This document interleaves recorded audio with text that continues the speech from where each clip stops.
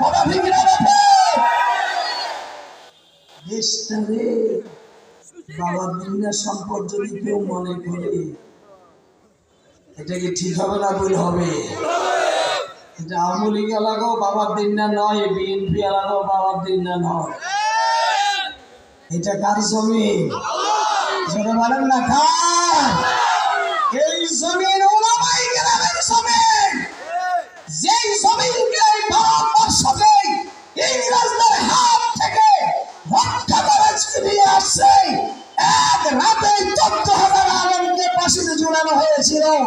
3,40,000 আলেমের জীবনের আর হত্যার বিনিময় এই দেশ ইংরেজ থেকে আমরা পেয়েছি। ঠিক না বেঠে? তাহলে সেই ভারতবর্ষ বলেন, এই বাংলাদেশ বলেন, এটা অন্য কারো দেশ নয়, অন্য কারো জায়গা নয়। এই জমিন হলো মুসলমানের জমিন, এই জমিন হলো ওলামায়ে কেরামের জমিন। কথা ঠিক না বেঠে? সুতরাং তোমাদের বাহাদুরি দেখে এখন কথা অন্যদিকে চলে যেতেছে। বলো আমার বসা কষ্ট হয় না, একটু খেয়াল করেন, একটু খেয়াল করেন। এখন এই সিগারেট টানে কি করে আমাকে এলাকায় আসে না? এটা বহুত ওলামাই চা দোকানে বসে ধোঁয়া ছাড়ে, ক্ষমতা আসলে নেতাগিরি ফেতাগিরি ভাব দেখায় না, ধোঁয়া কান দিকে ছাড়ে। তার বাবা সাইডে বড় মুরব্বী বসা, একটু চিন্তাও করে। মুরব্বীরা কয় হারে বলা করে আছি বাহারে গাই যাম আমি বস মানন্দি যা কত আমি সেনাসাম। হে বন্ধু, তুমি কত নম্বরের নেতার খেলা, তুমি কত নম্বরের ক্যাডার, তুমি কত রক্তভঙ্গের রং বেরঙ্গের জামা পরো, পোশাক পরো, তুমি কত নম্বরের নেতার খেলা। আমার আল্লাহ তোমারে ভালো করেছি রে, ঠিক কিনা? হালুয়ারটা কিরে ফেলাইব, অপেক্ষা কর। বলতেছিলাম এই যুবকটা ভাব একটু জিকির করেন, লা ইলাহা লা ইলাহা জোরে জোরে লা ইলাহা।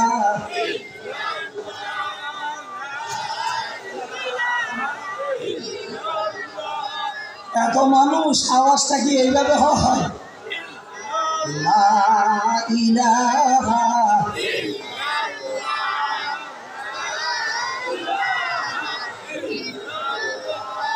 লা ইলাহা ইল্লাল্লাহু মুহাম্মাদুর রাসূলুল্লাহ।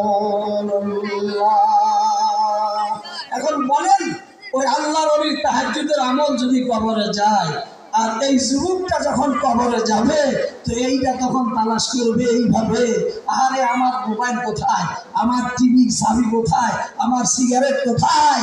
এইভাবে ফেরেশতারা বলবে, নাফরমান মনে করছো বুঝি এটা দুনিয়ায়? এটা তো দুনিয়ায় না, এটা হলো কবর। এখানে তোর বিবি আসবে না, সিগারেটও খুঁজে পাবি না, আর ওই তোর টাচ মোবাইলের ছবি আর দেখবি না, ল্যাংটা ছবি দেখার ব্যবস্থাও এখানে নাই। আল্লাহর নবীর হাদিস অনুযায়ী ফেরেশতারা কয়, ও নাফরমান, তোর আমলের বিনিময় তোর কবরটা হয়ে গেছে জাহান্নামের আগুনের গর্ত। নাউজুবিল্লাহ বলেন না?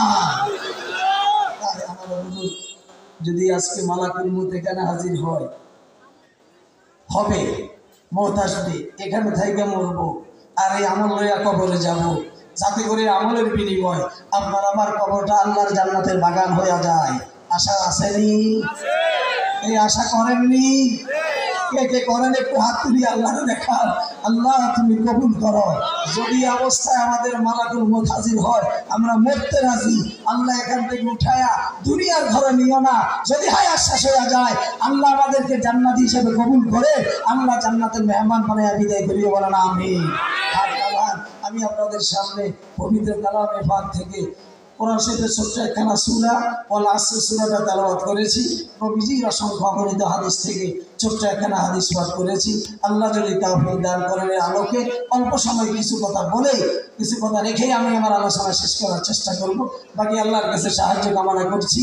আল্লাহ যেন ওই কথাগুলি জবান দিয়ে বের করে দেন, যে কথাগুলো দ্বারা আপনার আমার ইহকাল পরকালের কল্যাণ কামিয়াবি সফলতা অর্জন করা যায়। আমার এখান থেকে উমারানা ভাইকে উঠে নিয়ে যায়। এই যে উনি চলে নিয়ে যেতেছে নাকি না জরুরত ধরছে?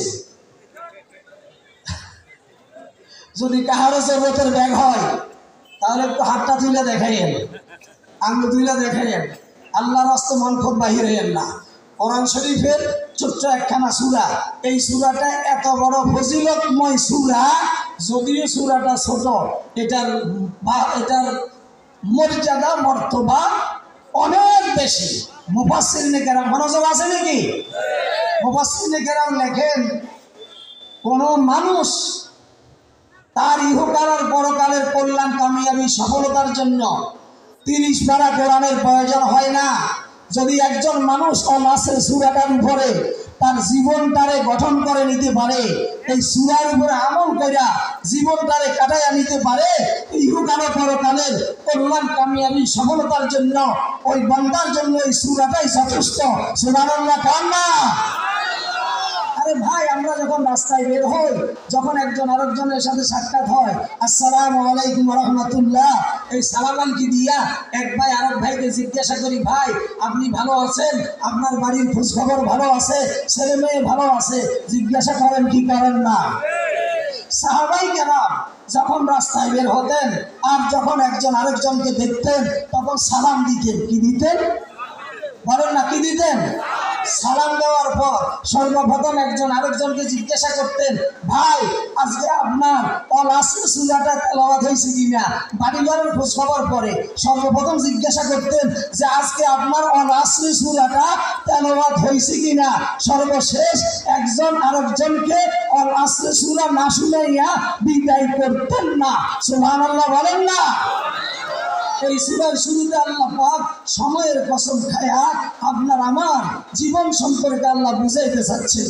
বান্দা, জীবনের প্রতিটা মুহূর্ত কত দামি, প্রতিটা সেকেন্ড আর মিনিট কত দামি, একটু ভালো মনোযোগ দিয়ে শুনেন। সময়ের কসম খাচ্ছেন আল্লাহ। কিসের কসম? আরে জোরে বলেন না, কিসের কসম? সময়টা আবার আসরের সময়। বলেন কোন সময়? একটু কথা কয়েন, কোন সময়? আসরের সময়। আসরের সময়টা কি অল্প না বেশি? আচ্ছা, এটা কি দিনের শুরু সময় না শেষ সময়? একটু কথা কইেন, তাহলে ওয়াজ আমি বললে হবে না, আপনারা করতে হবে। আপনারা বললে আমি বুঝবো যে আপনারা আমার কথা বুঝেন। একদিকে আসরের সময়, এটা আবার অল্প সময়, আবার দিনের, আর কথা কন, দিনের। কেন আল্লাহ সময়ের কসম খাই আপনাকে আমাকে বুঝাইছেন? আল্লাহকে অন্য কোনো জিনিস দেখেন না? এর বন্ধু আল্লাহ কসম খাবেন কেন? আল্লাহর তো প্রতিটা কথা সত্য, প্রতিটা বিষয় সত্য, ঠিক না ব্যাঠি? আমরা কসম খাই কেন? কোনো একটা ঘটনাকে, কোনো একটা কাজকে, কোনো একটা বিষয়ের বিশ্বস্ততার জন্য, গুরুত্ব বোঝানোর জন্য, কথা ঠিক কিনা? আল্লাহ তো প্রতিটা কথার গুরুত্ব আছে, বিশ্বস্ততা আছে, আছে না নাই? তারপরে আল্লাহ পাক সময়ের কসম খায়া আপনাকে আমাকে বুঝাইতেছেন। সময়ের কসম কেন খাইলেন? যেহেতু আপনার আমার জীবন, এই জীবনে আমরা কেউ এমপি হয়ে থাকি, মন্ত্রী হয়ে থাকি, চেয়ারম্যান হয়ে থাকি, মেম্বার হয়ে থাকি, কেউ 50-100 কানি জায়গা জমিন, 1000 কানি জায়গা জমিন মালিক হয়ে থাকি, ইন্ডাস্ট্রিজের মিল কারখানার মালিক হয়ে থাকি, ও বন্ধু 5তলা 10তলা বিল্ডিং বাড়ির মালিক হয়ে থাকি। আচ্ছা বলেন, আপনার এই দুনিয়ায় যে যাহা কিছু পাইছেন, আল্লাহ সবচাইতে একজন মানুষের জন্য দুনিয়াতে সবচাইতে বড় দামি সম্পদ কোনটা? দামি সম্পদ কোনটা? সময়। সময় বলেন না কোনটা?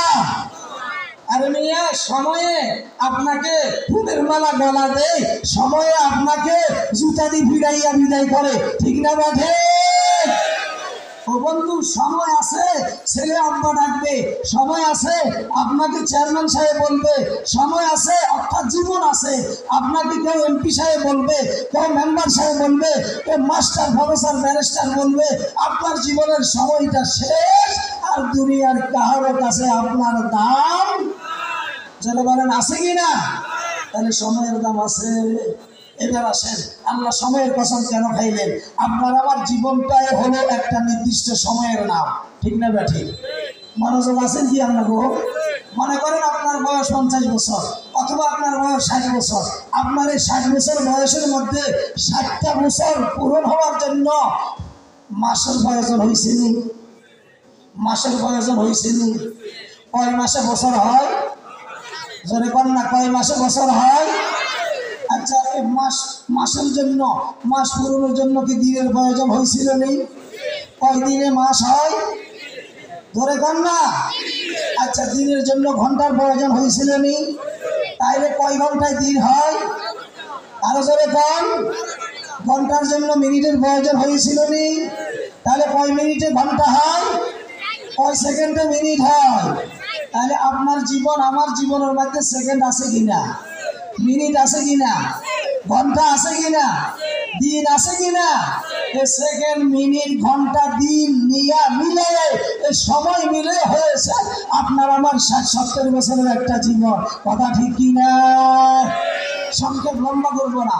এই সুরার শুনতে আল্লাহ পাক সময়ের কসম, আসলের সময়, এই আসলের সময় যখন আসে তখন আমরা বুঝি যে আজকের দিনটা শেষ হয়ে গেছে, শেষ হতে চলছে। কথা ঠিক না ব্যাঠি? আল্লাহ বুঝাইতে চায়, হে জগতের বান্দা বান্দীরা, আমি আসলের সময়ের কসম কেন খাইলাম, দিনের শেষ সময়ের কসম কেন খাইলাম? হে জগতের বান্দা বান্দীরা, আসলের সময় যখন হয় তখন তোমরা বুঝো আজকের দিনটা শেষ হয়ে যাচ্ছে, আজকের দিনটা বিদায় নিয়ে যাচ্ছে।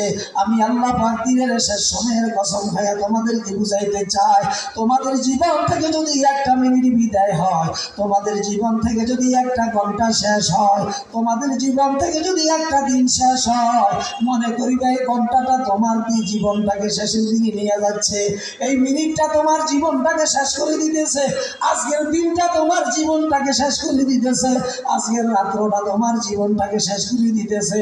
বান্দা যদি মনে করো আমি এখন একটা ঘন্টা এখানে বসে সময় কাটাইতেছি, এই ঘন্টাটাই হতে পারে আমার জীবনের শেষ ঘন্টা। কথা ঠিক কিনা? যেমন আপনি চা দোকানে বসে আছেন, আরে বন্ধু দুই বন্ধু মিলি গল্প করতেছে, হঠাৎ করে এক বন্ধু আরেক বন্ধুর সাথে চা খাইতেছে, চা খায় এক বন্ধু চলে গেল, আরেক বন্ধু এখনো চা দোকানে বসা আছে, এখনো 1 ঘন্টা হয় নাই, ওই বন্ধুর কাছে খবর গেল, মোবাইল গেল, হে আব্দুর রহমান বন্ধু, তোমার সাথে তোমার বন্ধুটা বসা ছিল সেটা তো এইমাত্র মারা গেছে, আর এই 1টা ঘন্টা ওই বন্ধু বেঁচে রয়েছে, আর এই 1টা ঘন্টায় আমার সাথের বন্ধুটারে বিব্রতরে বিদায় করে দিয়েছে। কথা ঠিক কিনা?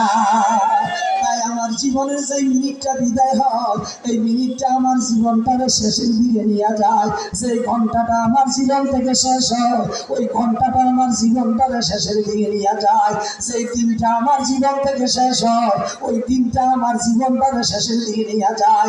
গতকালে সুস্থ মানুষ, একেবারে সুস্থ মানুষ এলে মাহফিল থেকে যায় ঘুমাইছে, সকালবেলায় ফজরের সময় যখন ঘুম থেকে উঠাইতে যায়, লোকটারে আর আওয়াজ বের হয় না, দরজা ভেঙে ভিতরে ঘুইরা দেখে ওই লোকটা মৃত লাশ। কথা ঠিক কিনা?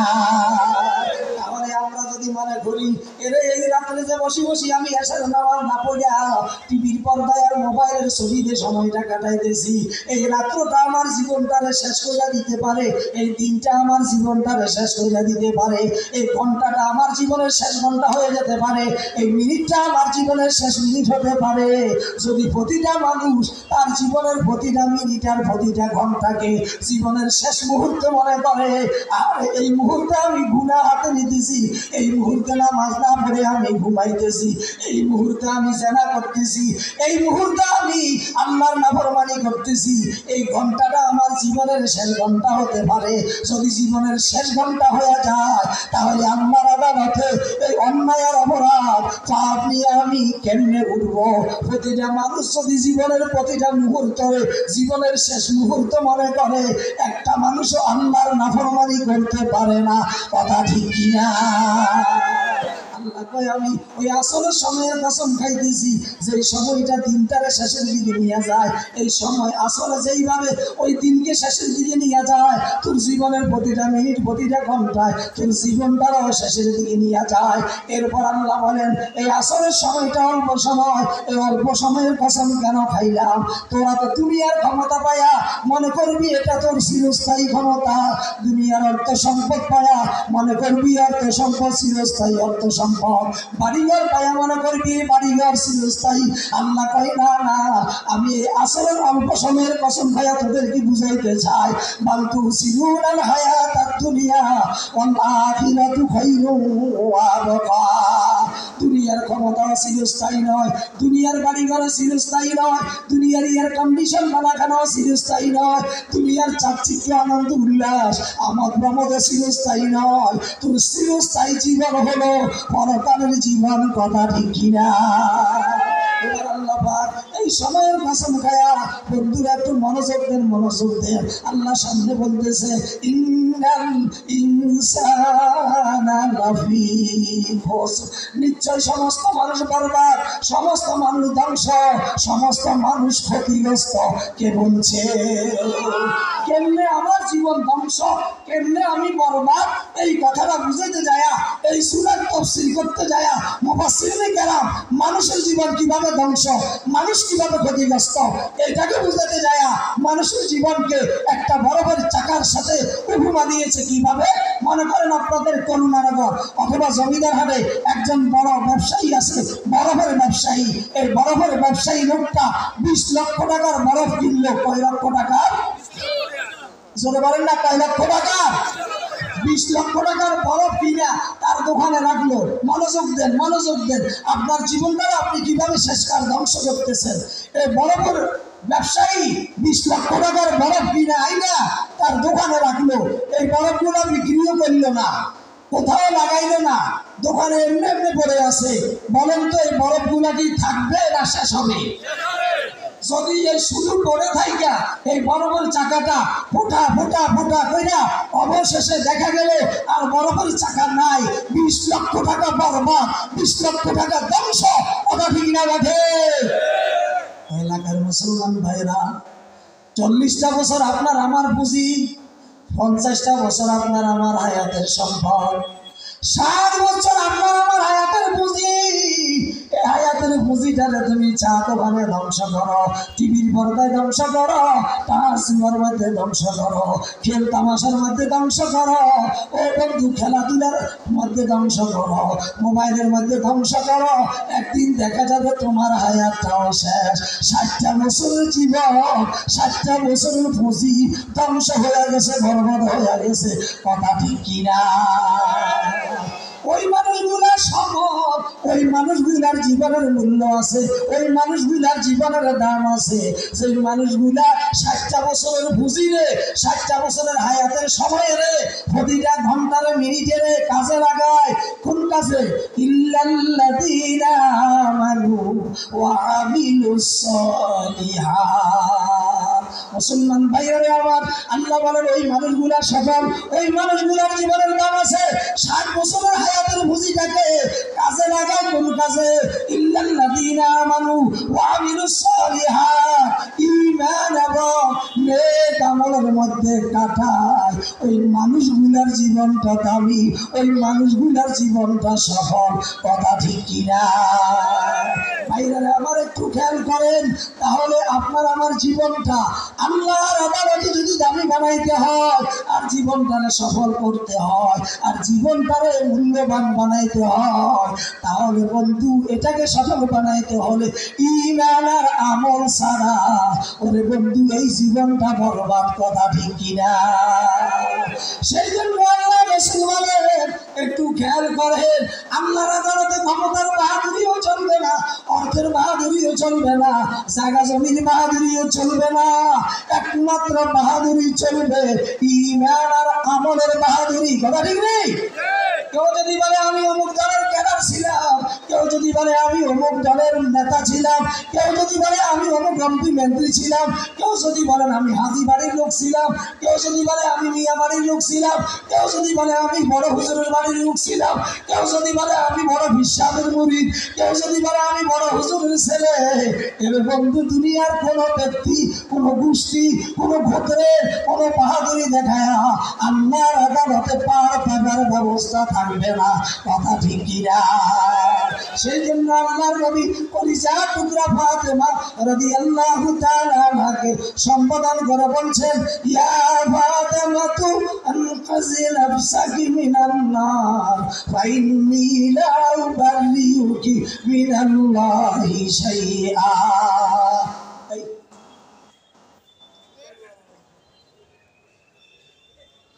কি হয়েছে? কি হয়েছে? হ্যাঁ, মনোযোগ, আলোচনা শেষের দিকে চলে যাইতেছে। ইয়া ফাতিমাতু আনকিযি নাফসাকি মিনান নার ওয়া ইন্নী লা উবাল্লিগুকি মিনাল্লাহি শাইআ। আল্লাহর নবী মুহাম্মদ আরবি সাল্লাল্লাহু আলাইহি ওয়াসাল্লাম কলিজার টুকরা মেয়ে ফাতেমা, কাকে কাকে? নবীজির মেয়ে ফাতেমাকে সম্বোধন করে বলছে, হে আমার কলিজার টুকরা মেয়ে ফাতেমা,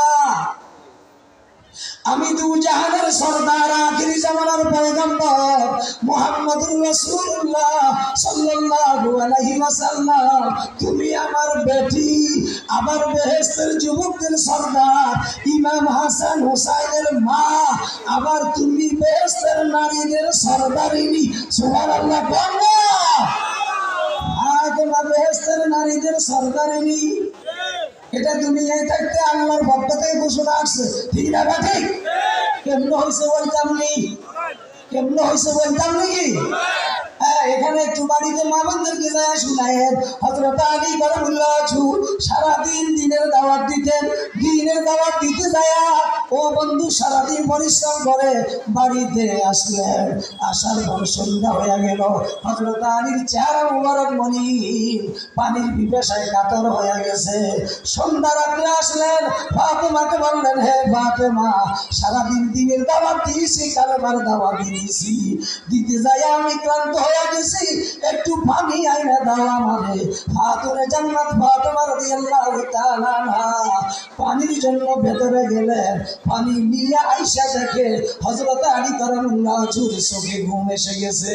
এখন ফাতেমা চিন্তা করতেছে, যদি আমি চলে যাই আমার স্বামী ঘুম থেকে উঠে আমারে পাবে না, মনে কষ্ট পাবে, ব্যথা পাবে। আর যদি আমি চলে গেলে আমাকে না পাইলে আমার স্বামীর মনে ব্যথা পাবে, আমি কিভাবে যাব, আবার কখন জানি ঘুম ভাঙবে। এই ঘুম ভাঙার অপেক্ষায় ফাতেমা রাদিয়াল্লাহু তাআলা দাঁড়ায়া দাঁড়ায়া অপেক্ষা করতেছে আলীর ঘুমটা কখন ভাঙবে। গভীর রাত্রে হঠাৎ কইরা হযরত আলীর চোখে ঘুম ভেঙে গেল। তাকায়া দেখে ফাতেমার হাতে পানির গ্লাস দেখা যায়। ফাতেমা রে, সন্ধ্যা রাত্রে পানি চাইলাম, সন্ধ্যা রাত্রে পানি দিলা না, এখন কেন গভীর রাত্রে পানি নিয়ে আমার কাছে হাজির হলা? হযরত আলী কারামুল্লাহ ওয়াজহু এই কথা বলার পর ফাতেমা বললেন, হে আমার প্রাণের স্বামী আলী রে, আমি সন্ধ্যা রাত্রে পানি নিয়ে তোমার কাছে হাজির হয়েছি, আমি চলে যাই না, ঘুম থেকে উঠা যদি তুমি আমারে না পাও তোমার মনে ব্যথা পাইবা, আবার আমি যদি যাইয়া ঘুমাই আমারে তুমি পাইবে না, কখন তোমার ঘুমটা ভাঙবে। আর সেই জন্য সারা রাত এই পানির গ্লাসটা হাতে লয়া কখন তোমার ঘুম ভাঙবে ওই অপেক্ষায় আমি ফাতেমা দাঁড়ায়া দাঁড়ায়া রাত্র কাটাইছি। আমি ফাতেমার পিঠটা আমি বিছনার সাথে লাগাই না। হযরত আলী কারামুল্লাহ ওয়াজহু সাথে সাথে ফাতেমার হাত থেকে পানি হাতে নিলেন, পানি হাতে লইয়া পানি পান কইরা সিজদায় চলে গেলেন। সিজদায় পড়ে আল্লাহর শুকর আদায় করলেন। এরপর আল্লাহর কাছে দোয়া করলেন, আল্লাহ গো, নবীর কলিজার টুকরা মেয়ে ফাতেমা, সেই ফাতেমা আমার জন্য সারা রাত আরামের ঘুমকে হারাম কইরা এই রাতের এক গ্লাস পানি লইয়া দাঁড়ায়া রইল। আল্লাহ তুমি সেই ফাতেমাকে বেহেশতের মহিলাদের সরদারিনী বানাইয়া দাও। أيها امرأة ماتت وزوجها عنها راض دخلت الجنة।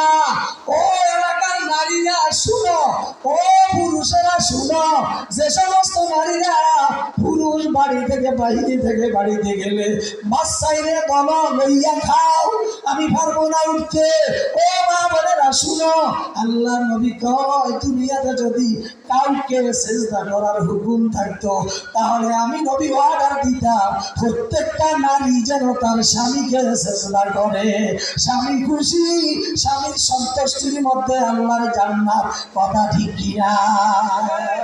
আল্লাহ নবী বলেন, ও নারীরা শুনো, ও মহিলারা শুনো, দাম্পত্য জীবনে 40, 50, 60 বছর কাটাইলা এমন অবস্থায় কোন নারী যদি মারা যায়, কোন মহিলা যদি মারা যায় আর তার স্বামীটা তার উপরে সন্তুষ্ট, আহারে আমার বিবি এই শীতের ভিতরে আমার অজুর পানির ব্যবস্থা করে দিত, আহারে আমার গোসলের সময় হলে গরম পানি করে দিত, তাহাজ্জুদের সময় আমার একটু ঘুম থেকে উঠাইয়া দিত, আহারে আমার সাথে আমার স্ত্রীটা তো পর্দানিশীল ছিল, আমার স্ত্রীটা তো তাহাজ্জুদ গুজার ছিল, ফজরের পর প্রতিদিন কোরআন তেলাওয়াত করত, এমন বিবি তো আর পাবো না।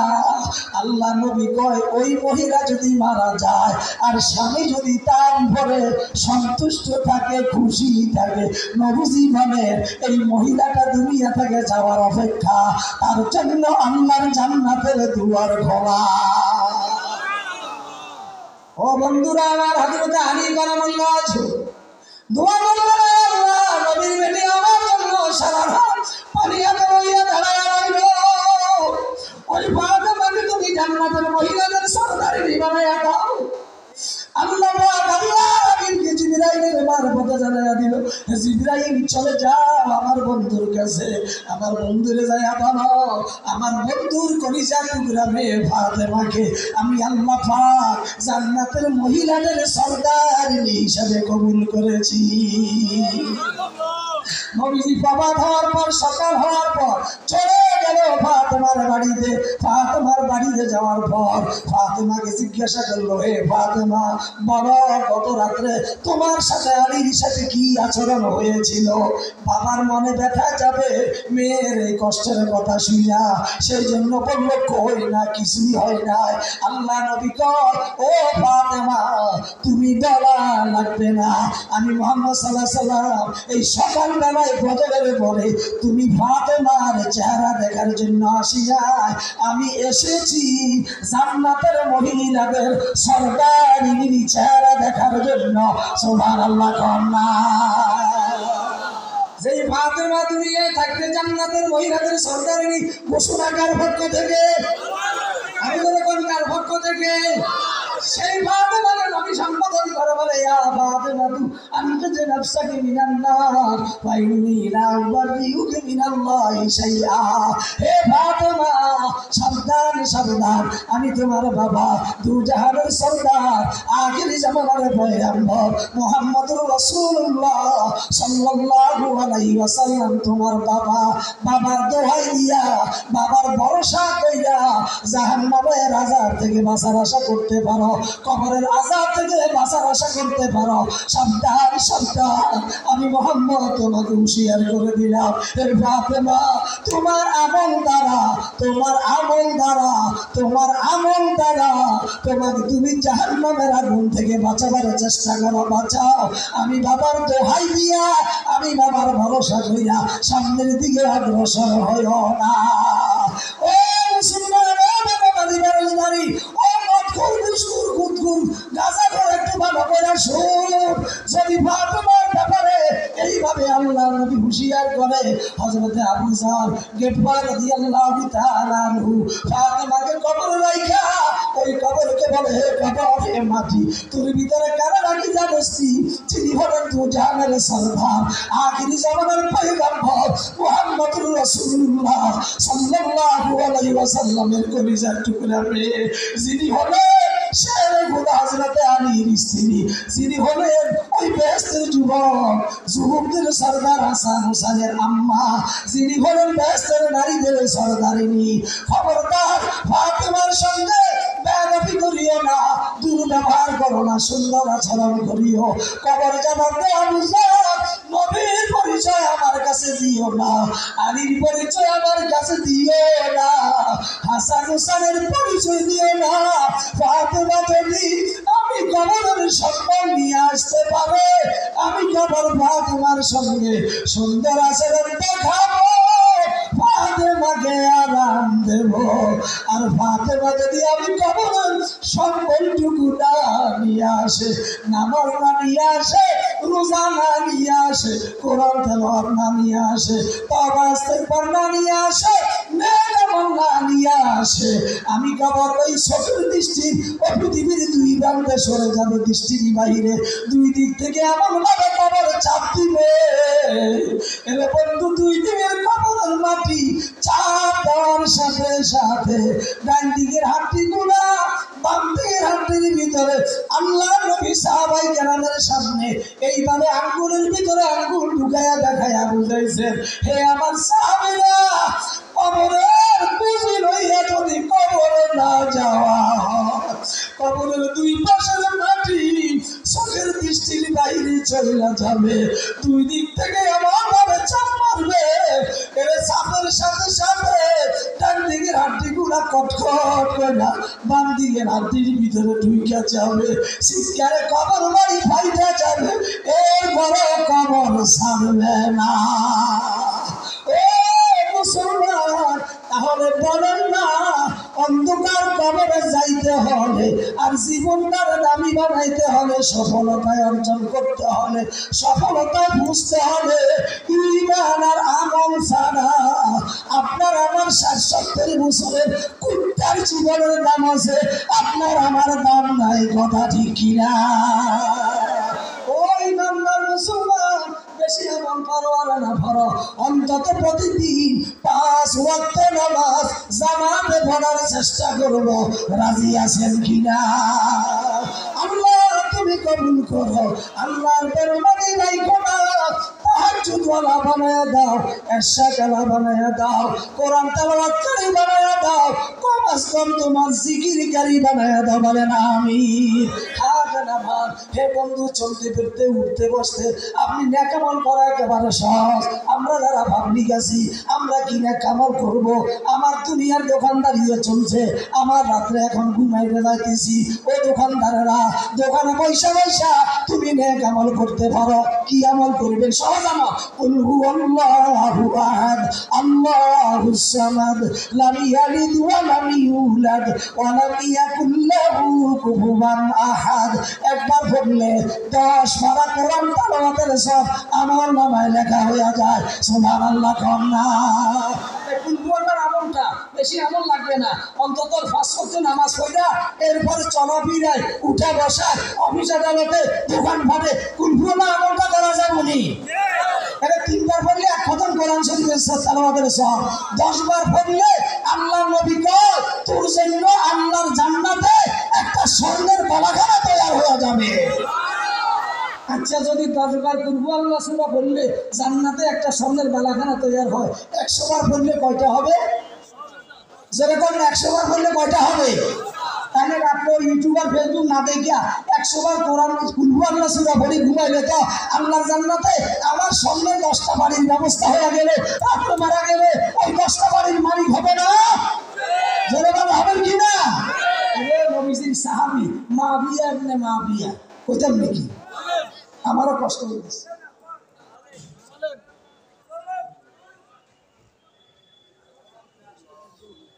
আমি আর যাচ্ছি না, আগে একটু পাহাড়টা দেখাইলে ভালো হইতো। সুন্দর একটা ঘটনা আসছিল, ও তারপরে বলি ফেলায়, যখন বলতে চাইছি না। মাবিয়া ইবনে মাবিয়া ইন্তেকাল করেছে নবীজির সাহাবী। তো জিবরাইল সংক্ষেপ, জিবরাইল আমিন আয়েশা বললেন, ইয়া রাসূলুল্লাহ, আপনার সাহাবী মাবিয়া ইবনে মাবিয়া ইন্তেকাল করেছে, আপনি তার জানাজা পড়াইতে হবে, জানাজার ইমামতি করতে হবে। তো নবীজি বললেন, কোথায় মাবিয়া আর কোথায় আমি? 60 মাইল দূরত্ব। কয় মাইল? কয় মাইল?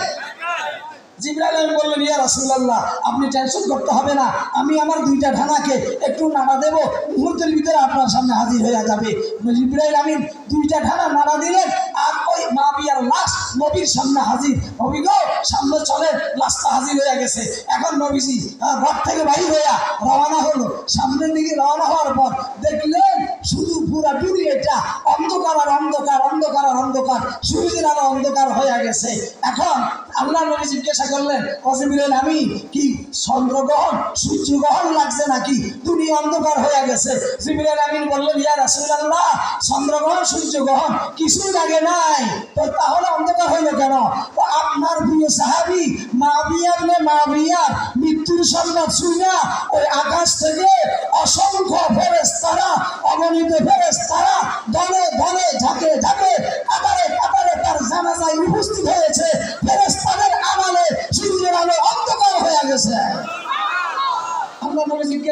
জিবরাইল আমার সাহাবী মাবিয়ার এই ফজিলত, এই মর্তবা, এই সম্মান, এই মর্যাদা কেন হবে? জিবরাইল বললেন আপনার এই সাহাবীর আমল ছিল দুইটা। কয়টা? দুইটা আমল। একটা আমল ছিল মাবিয়া সূরা ইখলাস কুল হুয়াল্লাহ সূরাটারে বেশি পরিমাণে আমল করতেন, বেশি পরিমাণে তেলাওয়াত করতেন, আর নিজে নম্রতা ভদ্রতা দেখায়া নরম গরম হইয়া একেবারে ছোট বানাইয়া চলতেন। এই দুইটা গুণের কারণে আল্লাহ খুশি, আল্লাহ ফেরেশতারা তার উপরে সন্তুষ্ট হইয়া তার জানাজায় আসতে বাধ্য হয়েছে। সুবহানাল্লাহ বলেন না? এই আমলটা করতে পারবো না ইনশাআল্লাহ। আলোচনা শেষ। একটা লোক উঠবেন না, হাসরের মাঠ কায়েম হবে, এটা কি বিশ্বাস আছে? ওই মুসলমান, আল্লাহ বিচার আদালতে বসবে, বিশ্বাস আছে? জান্নাত জাহান্নাম আছে, সত্য না মিথ্যা? আল্লাহর আদালতে দাঁড়ায় জীবনের হিসাব দিতে হবে, এটা সত্য কিনা? এটা বন্ধু, যেদিন হিসাব দিবেন, আমি সময়টা বলাইতে পারলাম না, যেদিন আল্লাহ আদালতে বসবে সেদিন কি আপনারে আমারে খুব সুন্দর ফুলের তোড়া ফুলের মালা টালা গলায় দিয়ে আল্লাহ সামনে আনবে, না আসামি হিসাবে? জোরে কয় না কা বাইরে আমার জাহান্নামটাকে আল্লাহ অর্ডার দিব, ফেরেশতারা একটু টাইনা সামনে আনো।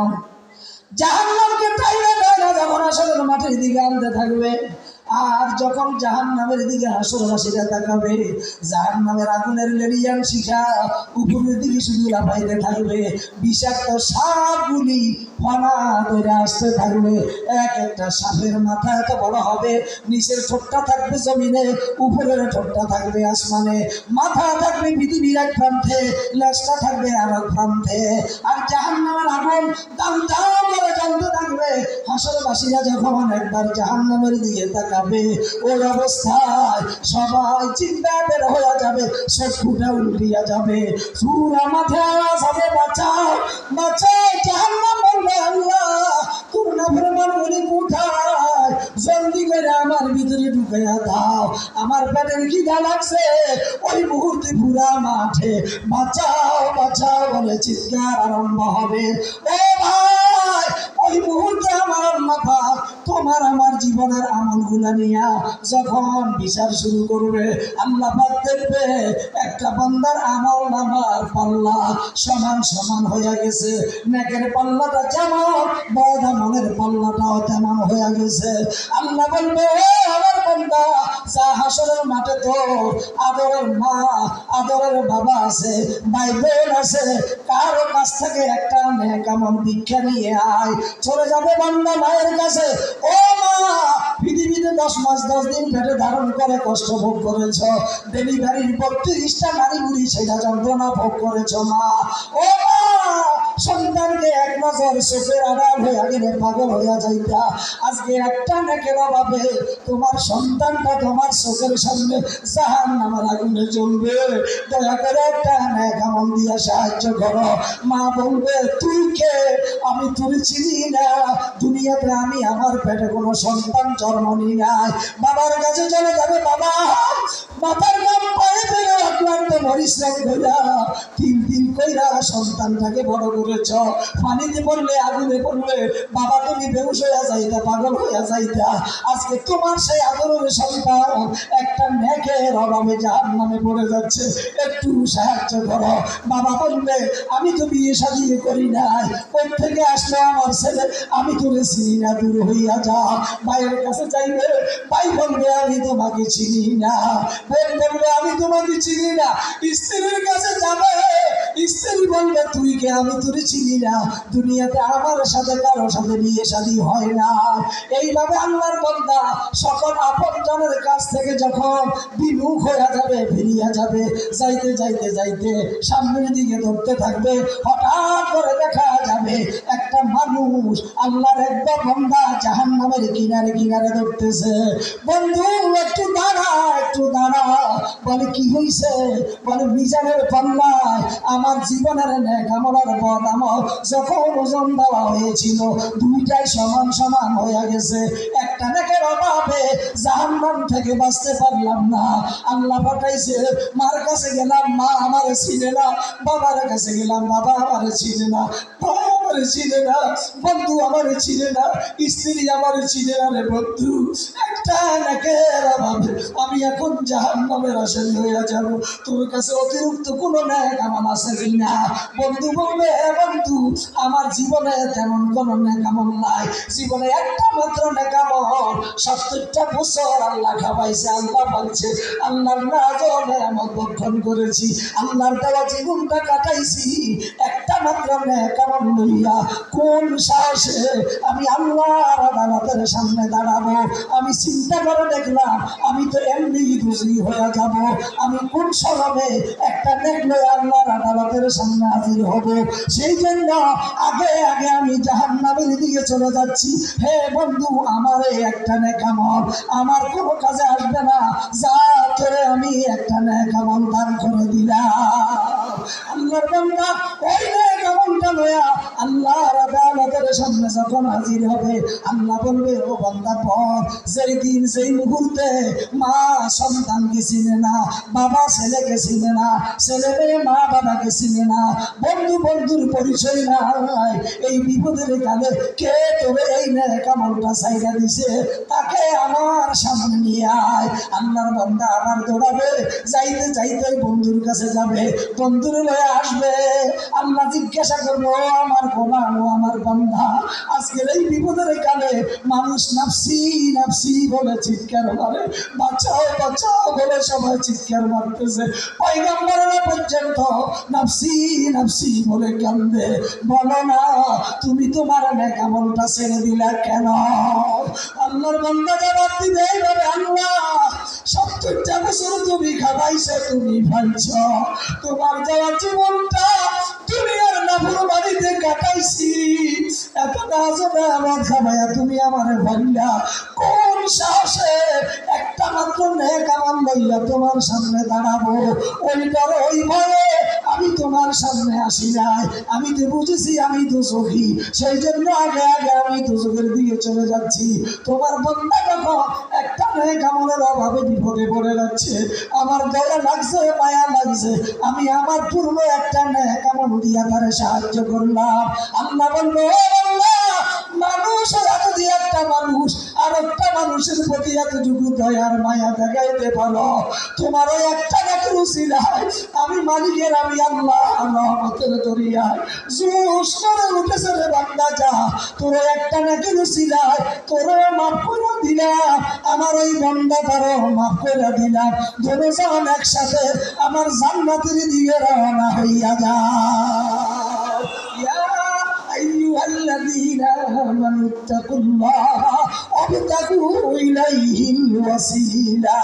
এই বান্দার সম্প্রদায় আল্লাহর ডরো, আল্লাহর ভয় করো, আর উসিলা তালাশ করো।